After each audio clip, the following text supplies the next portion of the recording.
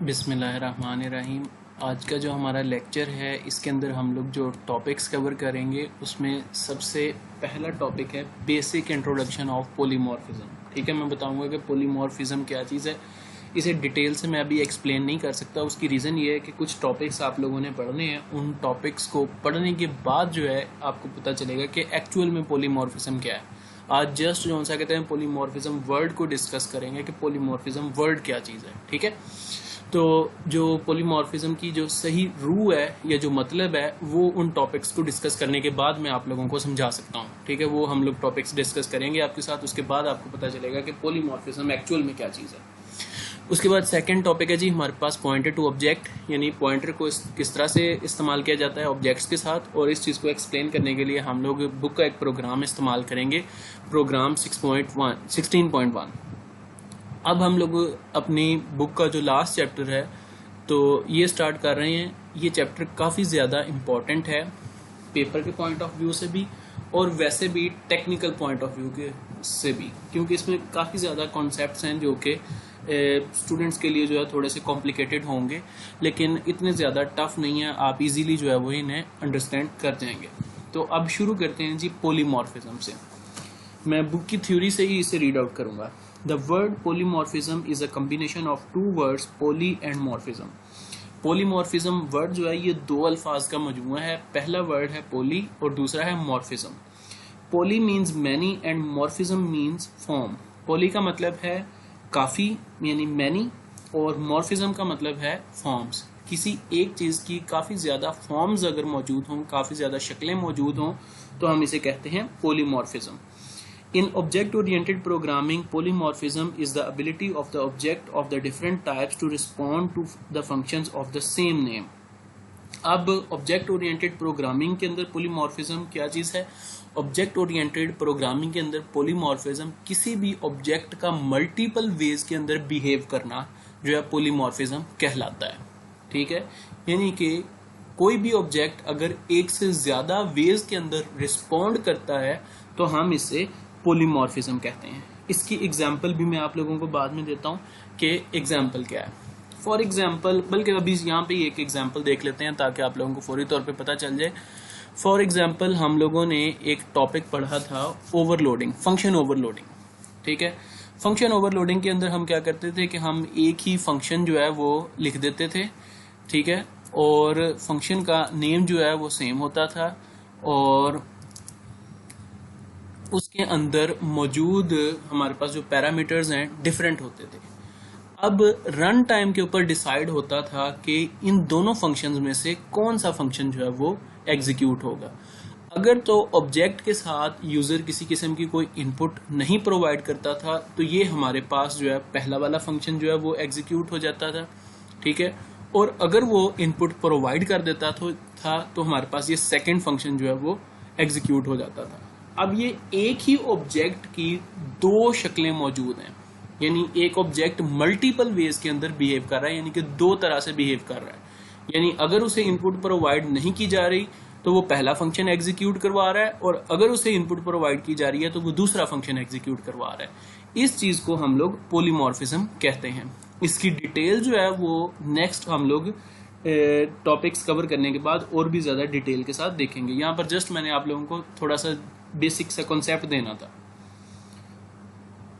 The user does not have to know the exact type of the object in the advance. The behavior of the object can be implemented at the run time. वो कह रहा है कि जी आपको advance में जो है वो पता नहीं होना चाहिए कि किस तरह से जो है वो काम कर रहा है। ठीक है, अब इसकी दो शक्लें हैं।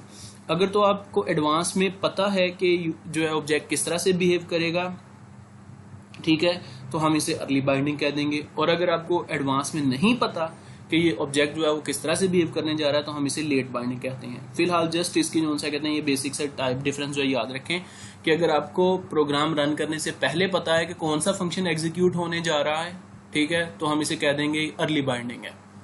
अगर जो है वो डिपेंड करता है यूजर के ऊपर, यानी कि वो किस किस्म की इनपुट प्रोवाइड करता है, तब डिसाइड होगा कि दोनों में से कौन सा फंक्शन एग्जीक्यूट होगा, तो हम इसे कह देंगे लेट बाइंडिंग या फिर dynamic binding. Polymorphism is implemented by using the virtual functions, और पॉलीमॉर्फिज्म को इम्प्लीमेंट किया जाता है वर्चुअल फंक्शंस को इस्तेमाल करते हुए।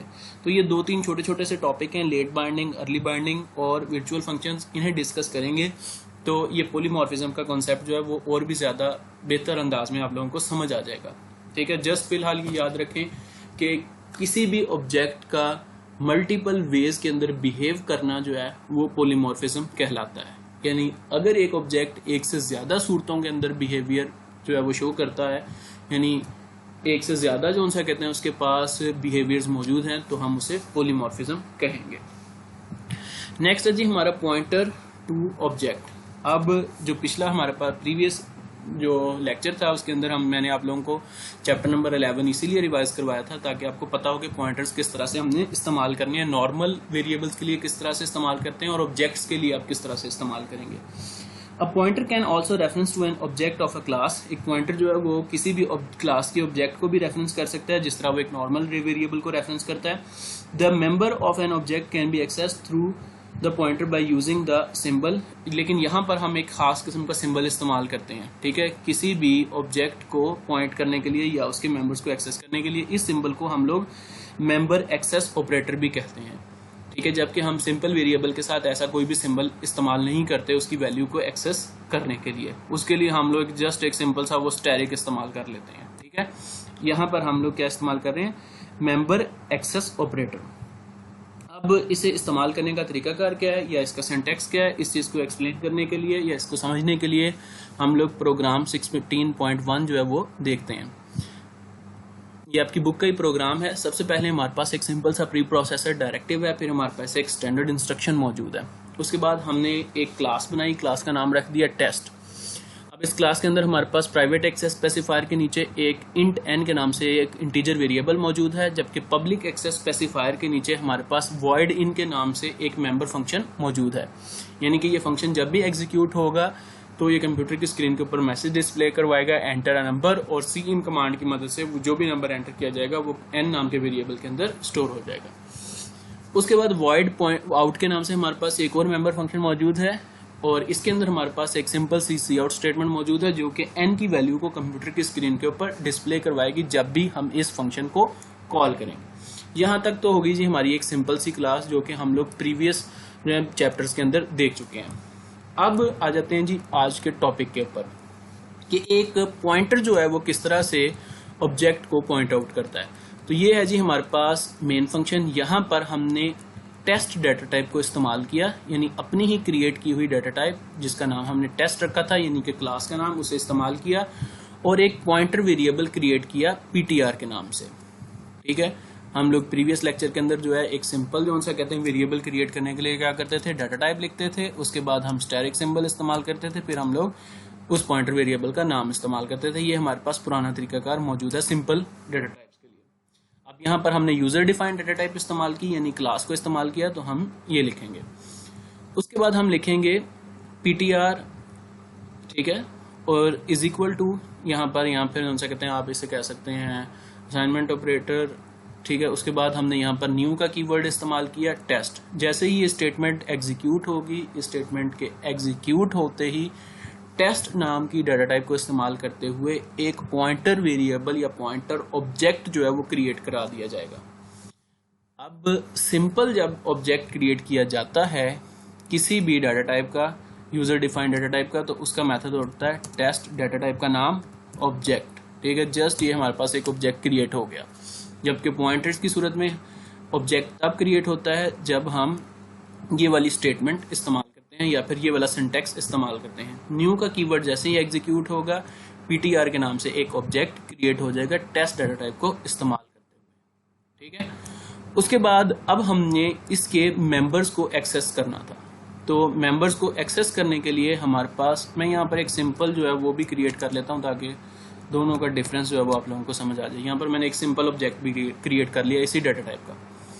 हम अगर एक सिंपल जो उनसे कहते हैं ऑब्जेक्ट को इस्तेमाल करते हुए कॉल करना चाहें इनको, तो इन नाम के फंक्शन को, तो हम ये सिंटैक्स इस्तेमाल करते हैं।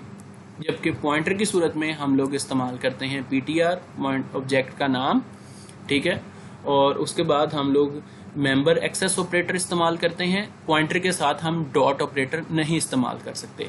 पॉइंटर के साथ आप हमेशा मेंबर एक्सेस ऑपरेटर इस्तेमाल करेंगे जो कि एरो की शक्ल का होता है। उसके बाद फंक्शन का नाम, ठीक है।